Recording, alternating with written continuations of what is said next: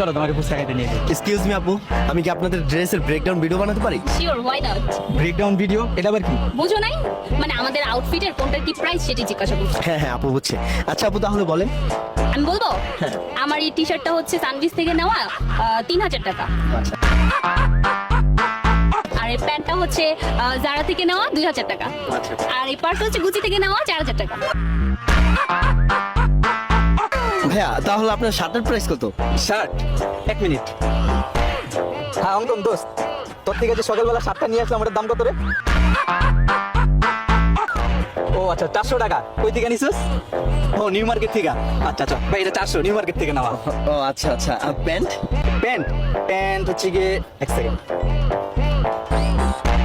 হ্যাঁ দোস্ত, আচ্ছা তোর থেকে সকালবেলা যে প্যান্টটা নিয়ে আসলাম ওই প্যান্টটার প্রাইস কত রে? ও আচ্ছা 600 টাকা। কই থেকে?